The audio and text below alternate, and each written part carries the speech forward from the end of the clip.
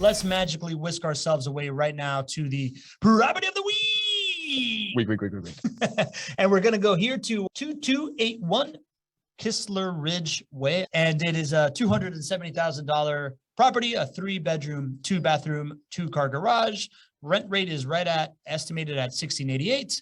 And you see a beautiful little picture here. For those of you that are not following in the podcast, it's showing the quintessential blue Jacksonville sky, which it always is out here, and a monthly cash flow of $42 and a monthly ROI when conventionally financed of 12.41%. Before we go to our guest investor, GC, what do you love about this property? I'll tell you what I love about this property, Pablo. First of all, let's talk about the fact that this property is available. This beautiful thing that we have tried to create where we would only choose properties like a day in advance or whatnot is working to perfection, because now the vast majority of the ones that I bring you on property of the week are available. So this one is available for purchase.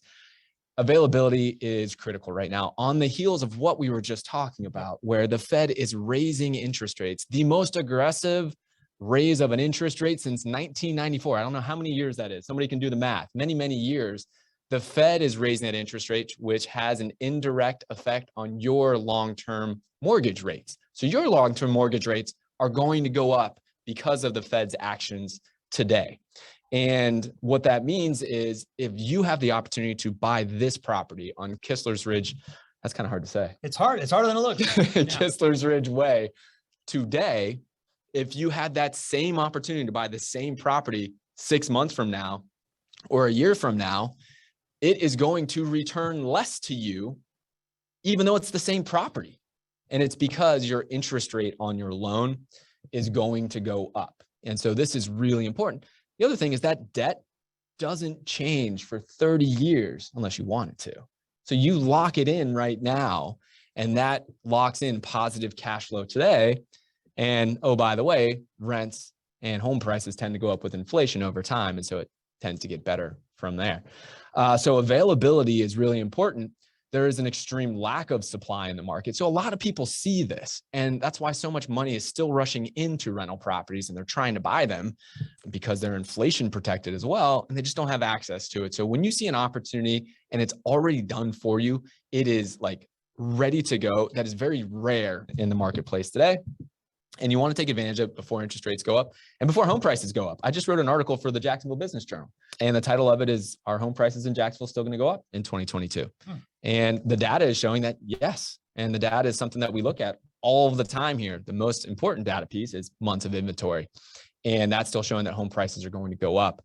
And so when you have interest rates going up in the future and you have home prices going up in the future, and you have the ability, especially to buy something that's new construction and to close on it in the next, call it 45 to 60 days, there's a lot of value there.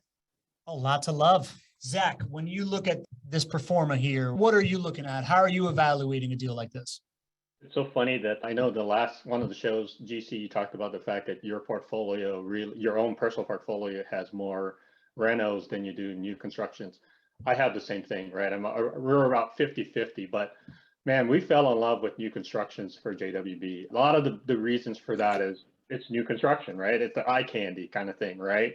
But to me, what I look at on this specific property, it will generate an estimated 12% IRR. That's big for me, right? It has low property insurance costs because it's a brand new construction. And finally, we'll create positive cash flow and above average home price appreciation because it's in that type of market. Those are the things that I look at. The proof is not so much in the performer as it is the actual data, but I believe that looking at this, it's a win-win for everyone. But yeah, I look at these properties and like I said, I think people get the analysis paralysis, right? Is that they're looking so much into the data, like how much it's going to cost me and so on and so forth. Sometimes if you do your due diligence on all your work, your education, getting the right team as you perform all of this, if you can do all of that and do your due diligence in building a good, solid business plan, the implementation and acquisition and diversification of your portfolio is the easy part in my mind. Selecting these type of properties is every day, twice on Sunday, an easy decision from an investor perspective, because the proof is in the success of the company and the team. That's what I trust in the most. Let's dive into that a second then, Zach. You're saying right now you value the operator. What was the decision-making process like for somebody looking at an operator, for somebody looking at the way that you see the world? How did you make that first decision? That's a great question, because I do believe that when we get into investing, people tend to look at beginners, tend to look at the property first, right? For us, it is around the team and operator. I believe the success is that a successful team, a proven record with a successful team and operator that is vertically integrated, it takes precedent over the property. So for us, one of the most important steps was establishing our investment team. And I talked to you about this, Pablo, before the call, about our mentors, our coaches who guided us through the process, including building our portfolio and really trying to limit our risk tolerance and putting together what we figure is our really good plan for real estate investing. When we decided to invest in real estate as passive income investors, our focus was not to look for a specific real estate market. What was important for us was finding a great property management team with an outstanding reputation, successful track record, vertically integrated and specializing in turnkey properties that can produce us things like instant equity, solid IRR, cash on cash returns, located in a strong market and has a real long-term residence in place, providing immediate cash flow and the potential of property appreciation. It's hard to find all of those, right? You really want the team to take precedent over the right property. The right team takes precedent over the right property. And for us, that's how we looked at it. In building up our portfolio, the right real estate turnkey team, which offers us full service property management for stress-free investing, is the way to go. Fully vertically integrated is how we look at it. Spoiler alert, you invested with JWB. How did you decide that JWB had that team versus other offers that were on the table? Our coaches and mentors. So as you guys know, our story is back in March of 2019. I was listening in a car on a radio, and they had an advertisement for fortune builders. And we went to one of their seminars and we got into it, right? It was our next venture, right? Horses, alpacas, real estate, right? As the good Lord intended it, right? And we had a passive income coach that said, hey, you know what? We have a great relationship with a company. So you got success that breeds success, right? We have one important person that's providing us, and it allows us to bypass all the rhetoric and red tape about trying to figure out who are those successful entrepreneurs and successful companies out there that have vertically integrated programs that we can just hang on their coattails. You know, Pablo, you're doing the same thing right now with JWB. Three properties in 16 months. I mean, awesome. That's what we did, right? But I don't have to be the expert in the room, right? You guys heard my term, case, copy and steal everything, right?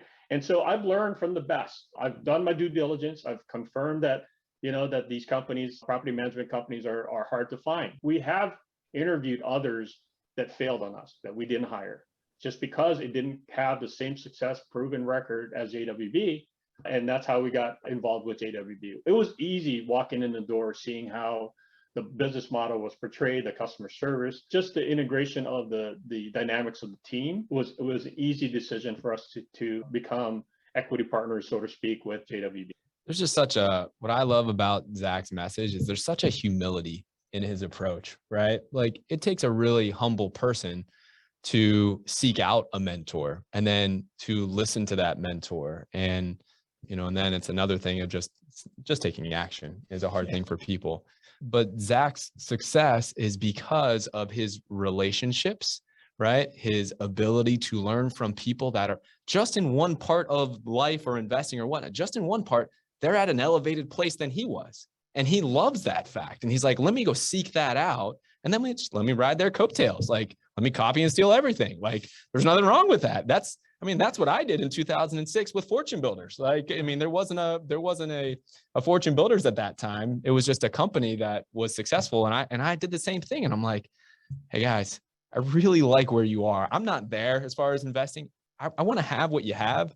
Is it cool if I just like hang around, pay you some money, but like hang around and copy and steal everything? And they're like, yeah, that's our business model. Go for it. Right. But it takes a really humble person, I think a lack of ego, to be able to seek those opportunities out. I think it's what prevents a lot of investors from being successful.